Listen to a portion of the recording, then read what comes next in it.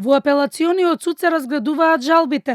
Едната што обвинителството ја поднесе против ослободителната пресуда за Александар Ѓурчевски, татко на убиената Вања Ѓурчевска, каде вишиот јавен обвинител Дарко Јакимовски побара укинување на ослободителната пресуда, тврдејќи дека судот не направил анализа на доказите и не утврдил дали Александар Ѓурчевски бил поврзан со кривичните дела.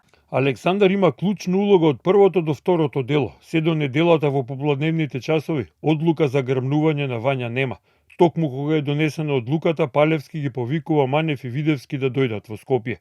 Во моментот кога се во партијата десна, тогаш таткото им праќа порака на децата да се облечат како да ќе одат на планина. Откако било пријавено дека Вања не е во училиште и дека ја нема, според неговото однесување повторувал: детето е грабнато и убиено, пошто се упатува на кај Качанички пат, по патеката на која што е однесена Вања во Гепек. Тој споменувал да не е постар човек грабнувачот и зошто ако не е виновен, мајката и сестрата на Вања се придружуваат на кривичниот прогон. Ништо од ова судот не анализирал и не заклучил. Адвокатот на Ѓурчевски, Владимир Туфекџик, рече дека првичната пресуда на судот е правилна и очекува апелација тоа да го потврди.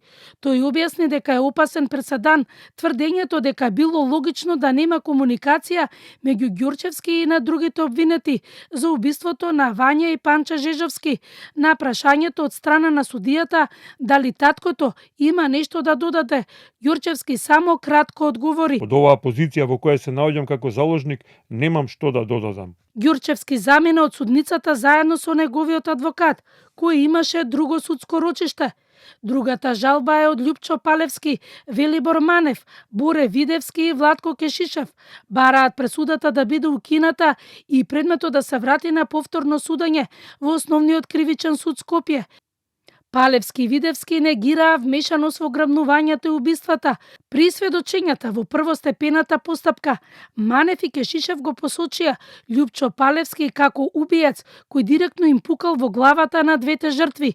Денеска одбраната посочи дека судот не ги земал во предвид доказите. Имаме доста работи утврдено што не се усогласуваат со изјавите дадени од страна и на сведоците и на обвинетите, што од страна на судот се прикажани во едно друго светло, да кажам, во една друга конотација. Сето тоа го имаме забележано во нашите две жалби. Се надевам и во дополнение на жалбата судот ќе возможи да и Љупчо Палевски и јас го искоментираме дополнително на што го имавме утврдено, бидејќи нашиот рок беше 15 дена, а пресудата беше обемна, така да нешто утврдивме и по поднесувањето на жалбата. Се надевам дека судот и вие како јавност имате можност да ги слушнете тие работи. Фактичката состојба не беше целосно утврдена и поради тоа што пресудата беше донесена врз основа на непостоечки докази, односно врз основа на немање докази. Значи не може да биде осуден некој човек кога нема буквално никаков доказ. Кривичниот суд на 25 јуни 2025 година ги осуди Љупчо Палевски, Велибор Манев, Боре Видевски и Владко Кешишев на доживотен затвор за кривичните дела грабнување и свирепо убиство на двете жртви, а Александар Ѓурчевски го ослободи.